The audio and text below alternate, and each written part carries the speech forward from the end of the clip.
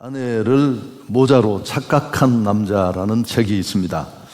제가 지난 주간에 서점을 찾았다가 제목이 너무 재미있어서 이 책을 구입해서 읽게 됐는데요. 올리버 섹스라는 가장 영향력 있는 신경학자고 또 저술가로 알려진 분의 역작이라고 합니다. 이 책 앞부분에 인용된 니체의 질문이 있습니다. 무척 공감되는 그런 질문이었는데, 우리 인간은 병 없이 살아갈 수 없을까? 니체가 던진 질문을 올리버 섹스의 책에 인용한 것입니다. 우리 인간은 병 없이는 살아갈 수 없을까? 여러분, 이 물음에 대한 답은 우리 모두가 알고 있습니다. 죽는 날까지 우리는 이런 문제로부터 누구도 자유로울 수는 없습니다. 중국 우한에서 시작된 이 코로나 바이러스, 코로나19라고 명명됩니다만, 저는 오늘 좀 혼용해서 쓰겠습니다만은, 이 코로나 바이러스의 공포가 걱정스럽습니다. 도를 넘어선 것 같아요. 여러분, 전염병이 무서운 건 제가 이해가 되겠는데, 그 병을 지나치게 크게 보고 사람들 마음의 모든 것을 무너뜨려 버리는 그 전염병이 주는 공포가 제겐 더 무섭게 느껴졌습니다. 물론 충분히 이해할 만한 일입니다. 전파 속도가 너무 빠르니까요. 그렇지만 가만히 생각해 보면 그렇게 위험한 건 아닙니다. 바이러스의 위력은 전파력과 치사율을 함께 봐야 한다고 합니다. 세계보건기구가 발표한 코로나 바이러스 감염증 환자 한 사람이 전파할 수 있는 사람의 수는 1.4명에서 2.5명 정도로 추정합니다. 메르스가 0.4에서 0.9명이었습니다. 그보다는 좀 높죠.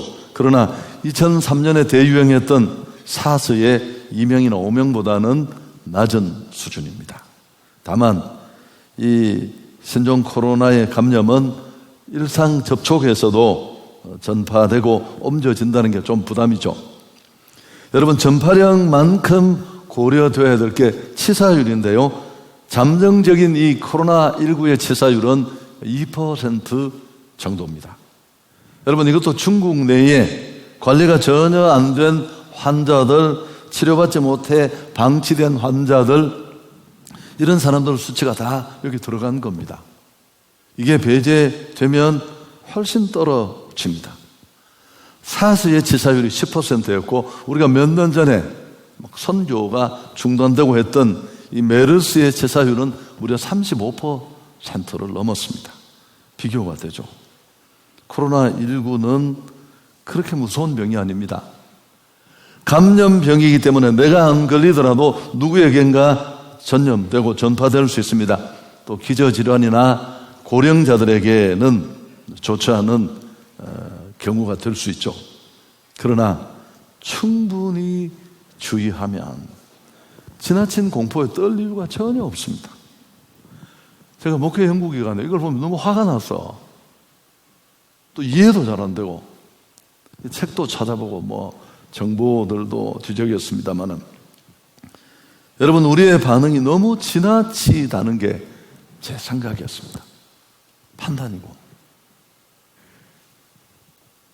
그러던 중에 지난주에 일보에 어떤 전문가의 견해가 실렸습니다.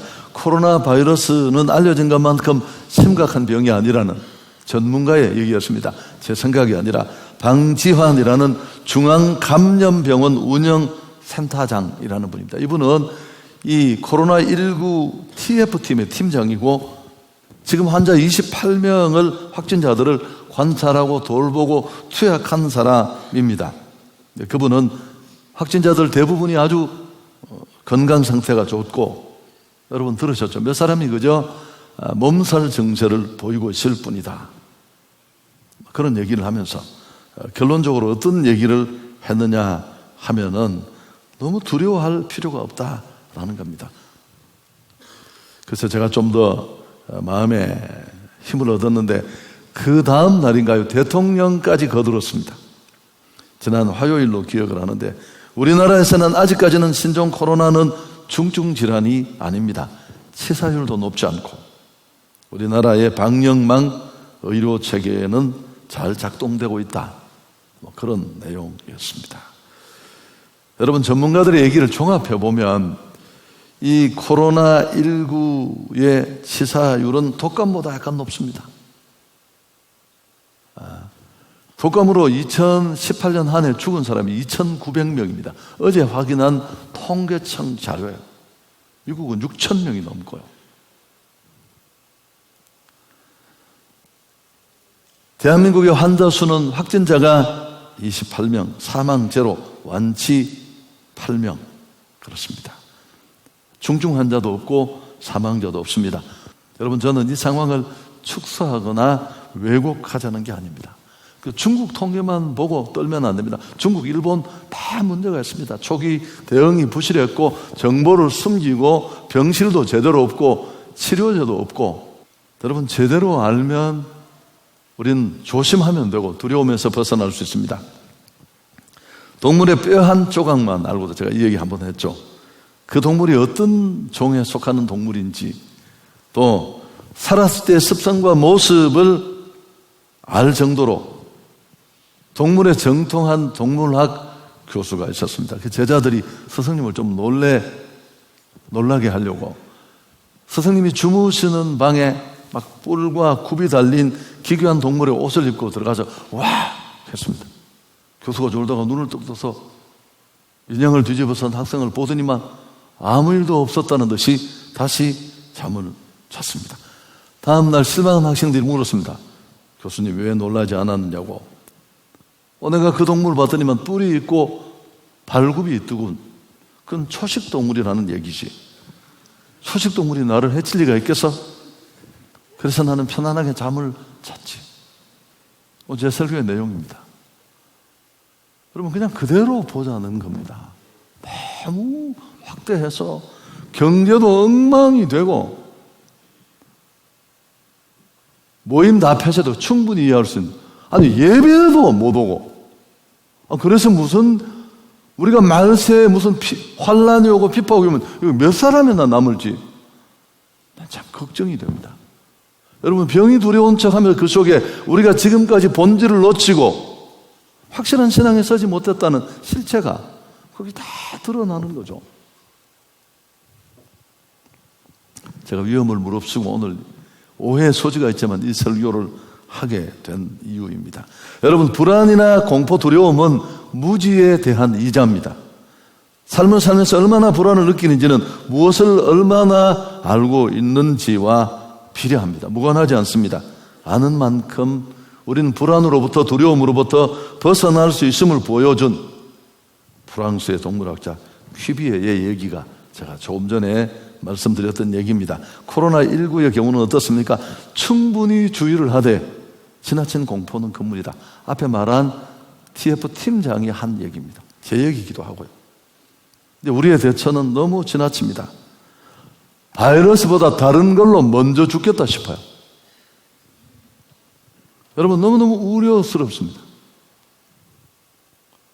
경제 위축, 공연 취소, 증시 폭락, 다 이해할 수 있습니다. 예배를 드리러 나오지 못한다면 환란을 어떻게 견디겠습니까? 떨다 죽을 수 있습니다. 여러분, 소중한 것들, 더 가치 있는 것들을 우리는 잃어버릴 수 있습니다. 냉동열차에 갇힌 사람의 얘기를 또 한번 해볼까요? 어떤 사람이 우연히 냉동열차 칸에 갇히게 되었습니다. 그는 그 속에서 문이 닫혔다는 것을 알고 살려달라고 계속해서 문을 두드렸습니다. 아무도 그 소리를 듣지 못했고 여러 가지 방법으로 탈출을 시도했지만 그의 노력은 다 헛사가 되었습니다. 그는 스스로 나는 여기서 빠져나갈 수 없다는 것을 알고 열차의 한편 구석으로 가서 다음과 같은 유언을 섰습니다. 내 몸은 얼고 있다. 나는 오래 살지 못할 것이다. 나는 곧 죽을 것이다. 나중에 냉동열차의 문이 열렸는데 정말 그는 거기서 그렇게 얼어 죽어 있었습니다. 여러분, 놀라운 사실은 뭘까요? 냉동열차는 벌써 한 달 전부터 냉동시설을 멈추고 있었고 전혀 냉동기는 가동되지 않았습니다. 좀 열차가 아니니까 선선했겠죠. 그 속에는 호흡할 산소도 충분했습니다. 결국 그를 죽인 건 냉기 때문이 아니라 나는 냉동실에 갇혀서 얼어 죽는다는 공포감이 그를 죽인 겁니다. 여러분, 두려움과 공포는 모든 것들을 다 죽여버릴 수 있습니다. 경제도 관계도 비전도 좌초시킬 수 있습니다. 지나친 두려움은 여기서 끝나는 게 아니고 신앙도 흔들어 버립니다. 여러분, 성경에 두려워하지 말라는 말이 몇 번 나올까요? 366번이 나와요. 아니, 전능하신 하나님을 믿는 자들을 향해 주신 말씀의 권고 중에 두려워하지 말라는 말이 왜 이렇게 많을까요? 여러분, 그건 우선 첫째는 우리 삶에 그렇게 두려움의 요소들이 실제로 많다는 겁니다. 산다는 건 두려움 속에 있는 겁니다. 그래서 한두 가지가 아니죠. 실직, 실패, 건강, 노후, 전쟁, 지진, 가질 수 너무너무 많고 다양합니다. 그래서 매일매일 두려움과 걱정을 떨쳐버리고 또 가질 수가 남을 정도다. 저는 늘 이렇게 설명하는데 더 중요한 의미가 있습니다. 왜 성경이 이렇게 두려움에 예민할까요? 이렇게 많은 부분 반복해서 두려워하지 말라 하는 이유가 뭘까요? 오늘 제가 설교하는 이유와도 똑같습니다. 여러분, 두려움이 머리를 들면 믿음은 흔적도 없이 사라져요. 기름과 물처럼 이 둘은 절대 함께할 수 없어요. 블레셋과 이스라엘 사이에 전투가 벌어졌습니다. 블레셋의 싸움 도두는 자로 나온 자가 골리앗인데 당신은 이렇게 싸웠대요. 뒤에 군사들이 서 있고 대표가 나와서 막 위세를 떨치고 위협도 하고. 그런데 이 골리앗은 가히 엄청납니다. 성경을 보면 그의 키가 6규빗 한 뼘인데 2m 90, 3m에 육박합니다. 온몸에 둘러싼 갑옷, 무장의 무게만도 60kg 가깝고 허리에는 놋 견갑을 둘렀고 창을 들었는데 창의 날의 무게만 7kg에 이르렀습니다. 성경이 세세하게 그의 실체가 얼마나 위협적인가를 묘사하고 있는 대목이죠. 이렇게 중무장을 하고 오는 멀대만한 자가 나와서는 나하고 상대할 자가 있으면 나와보라고 엘라 꼴짜기가 온통 쩌렁쩌렁 울리도록 허세를 떨며 이스라엘을 위협하고 있었습니다. 여러분, 이 블레셋과 골리앗의 위협 앞에 이스라엘은 어떻게 됐습니까? 혼비백상 사울 왕을 비롯한 온 군대가 극심한 공포에 사로잡혔습니다. 자, 11절이 오늘 그 상황을 그리고 있는데요. 같이 한번 읽겠습니다. 사울과 온 이스라엘이 블레셋 사람의 이 말을 듣고 놀라 크게 두려워했다. 여러분, 이 놀라서 크게 두려워했다는 말을 주목할 필요가 있습니다. 이 놀라라는 단어는 파괴되다, 부서지다, 이런 의미를 가지고 있습니다. 극단의 공포심을 말하는 표현입니다. 그 다음에 두려워하다는 이 단어가 더 무섭습니다. 이 극단의 공포심의 강력한 힘에 의해서 정신이 완전히 압도되어서 분별력을 잃어버린 상태를 이 단어가 표현하고 있습니다. 골리앗의 그 어마어마한 키, 중무장, 이런 것들을 보고 질린 거죠, 아예. 그래서 그들 안에 많은 것들이 다 무너졌습니다. 몸도 신앙도. 골리앗은 40일을 이렇게 큰 소리치며 이스라엘의 길을 죽이고 있었고 온 이스라엘은 엘라 콜짝에 코를 박고 벌벌벌벌 주눅이 들어서 떨고 있었습니다. 여러분, 이 무시무시한 공포 앞에 여호와 신앙은 흔적도 없어요. 하나님을 위해 싸우는 군대가 코를 박고 다 죽었다고. 왜 성경이 360번 넘게 두려워하지 말라, 문제 속에 살아가는 우리를 위로하는 말씀이기도 하지만, 야, 떨면, 쓸데없는 공포에 지나치게 잡히면 신앙은 끝나는 거야, 그런 경고와도 같습니다. 자, 이 동일한 공포와 도전 앞에 어린 소년이었지만 믿음의 사람 다윗이 어떻게 대처했는가를 오늘 우리는 배울 필요가 있습니다. 모든 사람이 두려웠지만 다윗은 당당했습니다. 26절에 다윗이 이 광경을 보고 뭐라고 했습니까? 같이 한번 읽겠습니다. 이 할례받지 않은 블레셋 사람이 누구이기에 살아계신 하나님의 군대를 모욕하느냐. 다윗은 주눅이 들거나 두려움의 포로가 되지 않았습니다. 골리앗의 큰 키를 계산 안 한 게 아니에요. 그의 중무장을 그가 수치가 딸려서 오판한 게 절대 아닙니다. 잘 알고 있었습니다. 그러나 그는 더 크신 하나님을 알고 있었고 하나님의 손에 생명이 있다는 것을 그는 잘 알고 있었습니다. 그래서 오히려 사울을 향해 이렇게 선포합니다. 32절에 그로 말미암아 사람이 낙담하지 말 것이야. 참 오늘 드리고 싶은 말씀. 여러분 키를 재는 것까지는 좋아요. 장무게, 날무게를 계산하고 환산하는 것까지도 얼마든지 좋습니다. 믿음의 계산이 빠진다면 그 계산은 의미가 없죠. D.L. 무디가 말했습니다. 신앙이 없는 사람은 그의 적을 헤아린다. 그러나 성도는 하나님만을 바라본다. 살다 보면 골리앗을 많이 만납니다. 어느 날 건강검진을 우연히 받으러 갔는데 최근에 이 가까이 한 분이 그렇다는 얘기를 들었습니다. 목회자 중에 몇 달 전에 받았는데 뒤늦게 전화가 와서 우리가 잘못 받는 것 같다. 상황이 너무 많이 지나갔다고. 여러분 그럴 수 있지 않습니까? 문제없던데 힘들게 일궈놓은 사업이 일순간에 추락하고 등등등 불확실한 미래까지 우리에게는 골리앗일 수 있습니다.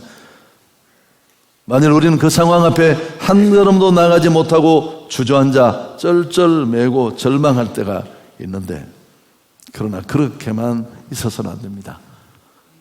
패배하면 주저앉아만 있으면 간증도 영광도 모두 잃어버리게 될 테니까요. 여러분 골리앗을 넘어뜨리려면 먼저 마음의 골리앗이 무너져야 합니다. 지나친 두려움이라는 이 적이 먼저 물러가야 할 줄 믿습니다. 두려움이 놓고 하면 믿음이 문을 열어주면 됩니다. 골리앗과 싸웠던 다윗은 살아계신 하나님을 믿었습니다. 살아계신 하나님을 믿는 사람은 어떤 경우에도 죽음을 맞더라도 낙심하지 않습니다. 32절 다시 보십시오. 그로 말미암아 사람이 낙담하지 말 것이야. 오늘 드리고 싶은 말씀. 여러분 코로나는 그냥 코로나예요. 지나갈 겁니다.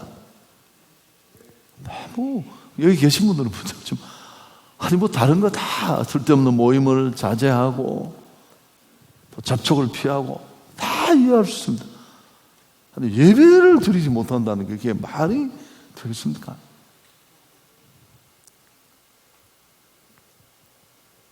지나친 코로나 바이러스의 공포에 빠진 성도들에게 정말 들려주고 싶은 말씀입니다. 당신 안에 진짜 하나님이 계신가? 말세에 닥칠 이보다 더 힘든 일, 이게 뭐 얼마나 된다고? 그때도 정말 내가 신앙을 지킬 수 있을까? 그래서 믿음이 문제고 믿음이 귀합니다. 하나님이 함께 하시면 우리는 어디서도 승리할 수 있습니다. 광야 같은 인생길, 사막 같은 고초의 땅도, 그래서 우리의 힘, 우리의 무기는 하나님이십니다. 오늘 우리 성가대가 아주 손까지 들면서 잘 또 보여주었는데 이사야 41장 10절 우리 같이 한번 읽을까요? 두려워하지 말라. 내가 너와 함께함이라. 놀라지 말라. 나는 내 하나님이 됨이라. 내가 너를 굳세게 하리라. 참으로 너를 도와주리라. 참으로 나의 의로운 오른손으로 너를 붙들리라. 우리가 너무 큰 두려움에 사로잡히면 영적 감각을 상실하게 됩니다. 결국은 이 일로 인해 믿음은 발붙일 터전조차 사라지고 맙니다. 절망과 두려움이 지배하는 곳에 하나님도 믿음도 없기 때문에 그렇습니다. 성경의 권고에 우리는 귀 기울입시다. 시편 56편 3절에도 내가 두려워하는 날에는 내가 주를 의지하리이다. 디모데후서 1장 17절에는 하나님이 우리에게 주신 것은 두려워하는 마음이 아니요 오직 능력과 사랑과 절제하는 마음이다. 기도하고 또 온 세계를 위해서 기도해야 되고 또 중국이나 더 어려운 곳에 문제들이 잘 빨리 수습될 수 있도록 우리가 돕고 기도해야 될 것입니다. 미국이 1929년에 경제 대공황을 겪었습니다. 이게 10년이나 이어졌는데요. 뉴욕 월가의 주식 거래소에서 주식이 폭락하면서 이 경제 공황은 시작이 됐습니다. 아주 전형적인 세계 공황으로 이어졌는데 1933년 말까지 거의 모든 자본주의 국가들이 여기 다 휘말려 들었고 여파는 1939년까지 이어졌습니다. 10년 정도.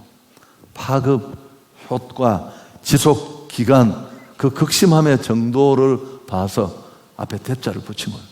대공황이라고 그 어느 공황과도 두드러지는 그런 이름에 걸맞는 공황이었습니다. 기업 도산이 속출하고 실업자들이 대거 만들어졌습니다. 그전 통계보다 30% 많은 1,500만 명의 실업자들을 양산했습니다. 여러분, 이런 대공황 속에 미국 국민들이 벌벌벌 떨면서 미래를 포기하고 모든 것을 내려놓으려고 할 때 루즈벨트 대통령이 취임을 하면서 취임사에서 국민에게 불어넣었던 유명한 스피치가 있습니다. 우리 같이 한번 읽었으면 좋겠는데요. 우리가 정말 두려워해야 할 것은 두려움 그 자체뿐입니다. 이 두려움을 빼고서는 두려워해야 할 것이 아무것도 없습니다. 여러분, 우리가 정말 두려워해야 될 것은 두려움 그 자체입니다. 왜? 거긴 하나님이 계실 수가 없어요. 그 떨리는 곳에는. 현실은 냉혹하게 보되 공포는 건물입니다.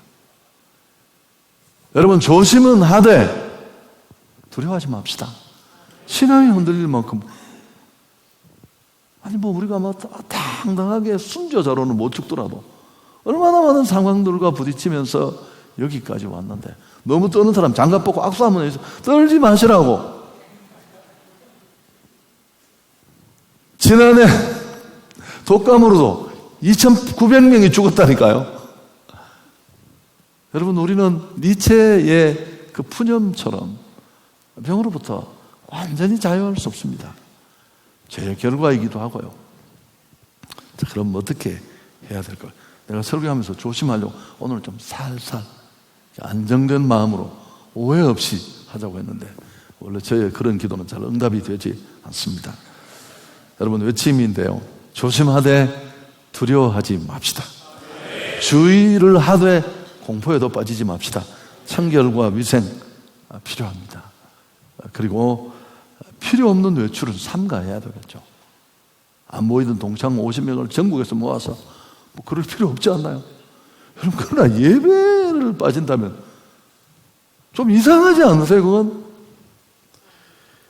어느 어촌 마을의 얘기입니다. 어부들이 바다에 나갔다가 풍랑을 만나 몇 명이 죽었습니다. 한 청년의 아버지도 죽었고 장례가 끝나고 난 다음에 며칠 지난 다음 그 아들이 죽은 아버지의 아들이 바다에 나가려고 하자 주위 사람들이 다 뜯어말립니다. 아니, 너 왜 이러느냐고. 청년이 정색을 하고 걱정하는 동네 사람들에게 이렇게 말했습니다. 당신 아버지는 어디서 죽었느냐고. 침대에서 죽었다고. 그럼 오늘 밤 침대에서 왜 자느냐고. 대답을 못하니까 내가 바다에 나가지 못해야 될 이유가 없지 않느냐고. 못 알아들으시겠다고요? 기도하십시오. 좋으신 하나님 영광을 돌리겠습니다.